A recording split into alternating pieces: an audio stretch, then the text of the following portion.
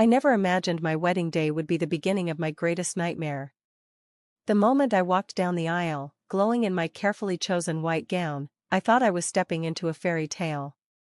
But fairy tales, as I soon learned, are only stories. Reality is far more cruel. My husband, Ethan, had always been charming. His smile could light up a room, and his words carried a warmth that made you feel like you were the center of the universe. That's what drew me to him in the first place. But standing there at the altar, I couldn't shake the icy glances from his mother, Vivian, and his older sister, Lila. They sat in the front row, whispering to each other as if sharing some inside joke. My stomach twisted. I brushed it off, telling myself I was being paranoid. The reception was lavish, Vivian's doing, of course. She loved to flaunt her wealth and influence. As I greeted the guests, I noticed how Vivian's friends looked me up and down, their smiles polite but their eyes sharp, assessing. "She's lovely," one woman said to Vivian, loud enough for me to hear, "but she's simple, isn't she?" Vivian's response was a laugh that sent shivers down my spine. Yes, well, not everyone can be extraordinary. I clenched my fists, determined to ignore the sting. This was my wedding day. I refused to let her ruin it. But the real blow came later that night during the first dance. Ethan's family had gathered around, clapping and cheering, but their smiles were laced with mockery. As Ethan twirled me under the lights, I overheard Lila whisper to a cousin, "She doesn't belong here. She's out of her depth." The words pierced me like a knife. My dream day was unraveling. When Ethan and I finally escaped to our hotel suite, I confronted him. "Your family, they don't like me, do they?" He sighed, running a hand through his hair. "Don't let them get to you, Kate. They're just protective." Protective? They were mocking me, Ethan. Right there in front of everyone. He kissed my forehead, his tone dismissive. "You're overthinking it. Let's just enjoy tonight." But I couldn't enjoy it. The seeds of doubt had been planted, and they would only grow in the weeks to come. Married life with Ethan was a mix of bliss and bitterness. He was sweet when we were alone, but when his family was around, he transformed into someone else entirely. Vivian's subtle jabs became a daily occurrence, always wrapped in a guise of concern. "Kate, dear," she said one evening during a family dinner, "have you thought about taking etiquette classes? It's just, well, our circles can be quite demanding, and I wouldn't want you to feel out of place." Lila smirked over her glass of wine. "Oh, Mother, don't overwhelm her. She's doing her best, after all." I looked to Ethan for support, but he only gave me a strained smile, his eyes darting away. The breaking point came during a charity gala. Vivian had insisted I attend, even though I felt like a fish out of water among the glittering gowns and polished smiles. As I stood awkwardly by the bar, I overheard Vivian speaking to a group of donors. "She's sweet," she said, her voice dripping with condescension, "but honestly, I expected Ethan to choose someone more refined." Laughter erupted from the group, and my face burned with humiliation. When I confronted Ethan that night, his response was infuriating. "They don't mean anything by it," he said, brushing off my tears. "You're taking it too personally." Despite everything, I tried to fit in. I took Vivian's advice, attending etiquette classes and investing in designer clothes, hoping to earn their approval. But nothing was ever enough. Every effort I made was met with more criticism. One evening, as I sat alone in our apartment, staring at a photo from our honeymoon, something inside me snapped. Why was I bending over backward for people who clearly despised me? Why wasn't Ethan standing up for me? I realized then that I couldn't keep living like this. If they wanted a fight, I would give them one. From that moment of realization, my resolve hardened. I wasn't going to let Vivian, Lila, or anyone else in Ethan's family dictate how I lived my life, or how I felt about myself. If they wanted me to fail, I would give them the fight of their lives. But I quickly learned that standing up to them would come with devastating consequences. My first act of defiance was at a family brunch Vivian hosted at her sprawling estate. The theme was old Hollywood glamour, and I arrived dressed to the nines in a sleek black gown with vintage pearls, channeling Audrey Hepburn. When I walked through the door, all heads turned, and for a moment, I thought I'd won a small victory. Vivian's smile was tight. "Oh, Kate, you made it. I wasn't sure you'd understand the theme. I returned her smile, equally icy. I never miss an opportunity to shine. Lila snorted into her mimosa, but I ignored her. As the brunch progressed, I held my ground, participating in conversations with poise and confidence. I could see their discomfort, Vivian's forced laughter, Lila's exaggerated eye rolls, but I felt empowered for the first time. Until, of course, they retaliated. After the meal, Vivian pulled me aside, her tone sweet but her words venomous. I know you're trying, dear, but perhaps it's best to let the more seasoned women handle the social dynamics. You wouldn't want to embarrass yourself, or Ethan. Her words stung, but I didn't let her see it. Thank you for the advice, Vivian, I said, my voice steady. But I think I'll manage just fine. The conflict with Vivian and Lila wasn't just between us, it seeped into my marriage. Ethan hated confrontation, and instead of supporting me, he retreated into silence. One night, after another heated dinner with his family, I confronted him. Why won't you say anything to them? I demanded, pacing our living room. They humiliate me, Ethan. In front of you, in front of everyone, and you just sit there, he sighed, rubbing his temples. What do you want me to do, Kate? They're my family, and what am I? I shot back, my voice cracking. Am I not your family too? His silence was deafening. It became clear that I was on my own. Things escalated at Ethan's company gala, an event I had been dreading but couldn't avoid. Vivian and Lila were, of course, in attendance, along with the elite of the business world. I had meticulously prepared, wearing an elegant emerald gown and practicing conversation starters to hold my own. For most of the evening, I managed to avoid them. But as I stood by the buffet, chatting with one of Ethan's colleagues, I heard a familiar voice. She's charming, isn't she? Vivian's tone was syrupy sweet, but her words were daggers. It's just a shame she doesn't quite understand our world. Poor thing, she's trying so hard, Lila chimed in, her laughter sharp. It's like watching a child play dress-up. My heart sank as I realized they were talking about me. Worse, the colleague I was speaking to excused himself awkwardly, clearly uncomfortable with the spectacle Vivian and Lila were making. I couldn't take it anymore. Turning on my heel, I marched straight to their table. Is there something you'd like to say to me directly? I demanded, my voice trembling but firm. The room fell silent. Vivian looked up at me with feigned surprise. Kate, dear, what are you talking about?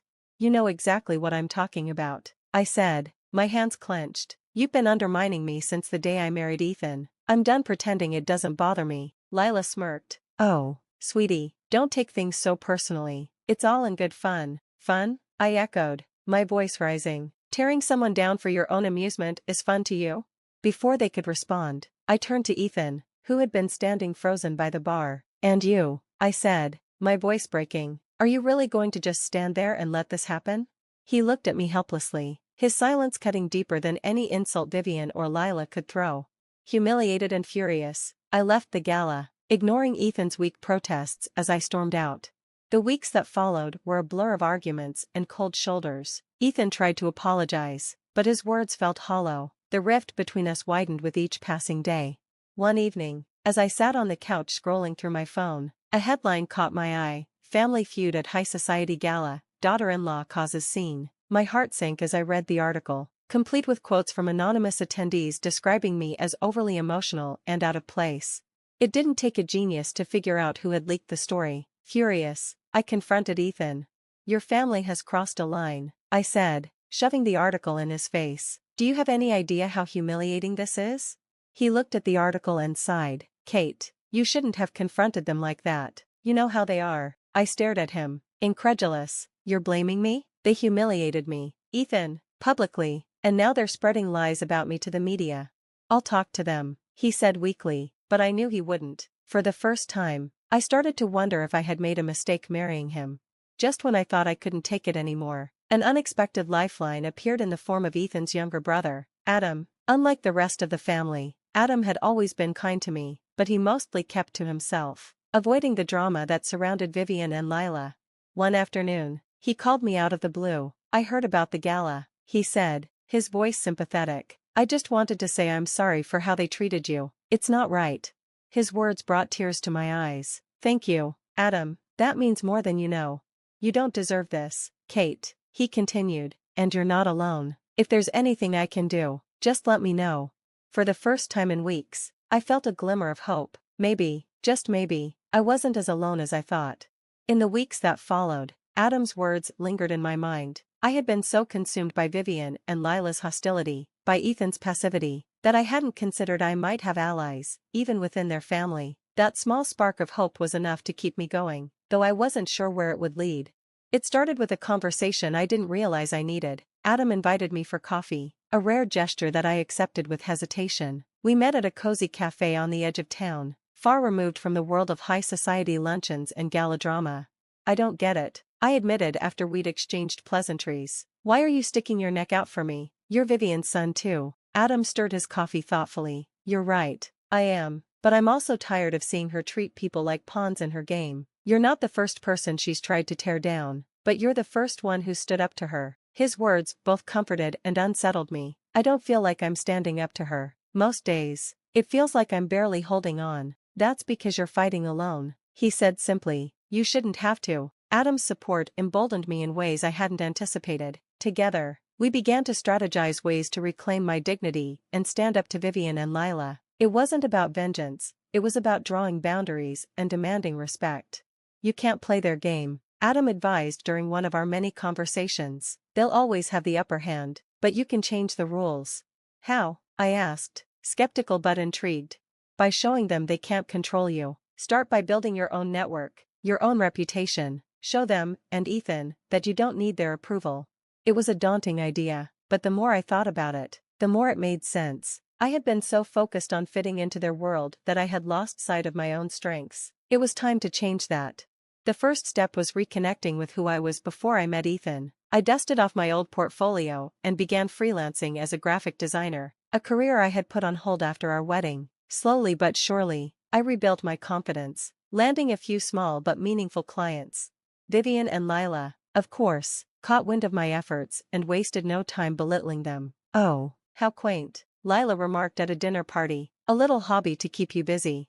I smiled sweetly, refusing to take the bait. Actually, it's a full-time career, and it's going quite well. Thank you. Their barbs didn't sting as much anymore. I was learning to see them for what they were, insecure, manipulative women who thrived on making others feel small. But the real turning point came during yet another family gathering, a charity event Vivian was hosting at her estate. Adam had encouraged me to attend, not to prove anything to them but to myself. The evening started predictably enough, with Vivian and Lila playing their usual games of thinly veiled insults and backhanded compliments. But things escalated when Vivian, in a theatrical show of generosity, announced a sizable donation to the charity on behalf of the entire family. She then turned to me with a saccharine smile. Kate, dear, would you like to say a few words on behalf of Ethan and yourself? It was a trap, and I knew it. If I declined, I'd look ungrateful. If I accepted, I'd be stepping into her spotlight. But this time, I was ready. I took the microphone, my heart pounding but my voice steady. Thank you, Vivian, for your generous donation. I began. It's truly inspiring to see such support for a cause so close to my heart. I paused, meeting her gaze. In fact, Ethan and I have also made a contribution, one that reflects our personal values and priorities. Because at the end of the day, what truly matters is not just the size of the donation, but the sincerity behind it. The room erupted in polite applause, but the look on Vivian's face was priceless. For the first time, I had outmaneuvered her on her own turf. After the event, Ethan pulled me aside, his expression unreadable. Where did that come from? He asked, not unkindly. What do you mean? I replied, feigning innocence. You were so composed. Confident. It's not like you. I bristled at his words, but chose to see the silver lining. Maybe it's who I've always been, Ethan. You just haven't noticed. To my surprise, he didn't argue. Instead, he seemed thoughtful, almost introspective. It was the first time in months I felt like he was truly seeing me. In the days following the event, I continued to focus on my work and personal growth, refusing to let Vivian and Lila's antics consume me. Adam remained a steadfast ally, offering encouragement and advice when I needed it most. But the real breakthrough came when Ethan finally confronted his mother. "I'd been thinking about what you said at the event," he told me one evening. "And you're right. I've let them control us too much. That stops now." Hearing those words felt like a weight lifting off my shoulders. For the first time, it felt like we were on the same team. Vivian and Lila didn't change overnight, of course. But they began to sense that their grip on Ethan, and me, was loosening. I stopped engaging with their drama, and Ethan started standing up for me in small but meaningful ways. It wasn't a perfect resolution, but it was progress. And for the first time in a long time, I felt hopeful about the future. Vivian's control didn't dissipate easily. True to form, she staged one last attempt to reassert her dominance. She orchestrated a lavish gala under the guise of celebrating Ethan's business success, but used it as an opportunity to showcase her influence over her family. As the night unfolded, it became clear that I was the centerpiece of her unspoken narrative. She made subtle jabs about my career, my background, and even our marriage. Lila, ever her mother's loyal soldier, followed suit. But this time, I didn't crumble. "I have to hand it to you, Vivian," I said, my voice calm but firm. "You know how to command attention. But I think it's time we all stop pretending that your way is the only way." The room fell silent, the weight of my words settling over the crowd. Vivian's eyes narrowed, her composure slipping for just a moment before she recovered with a brittle smile.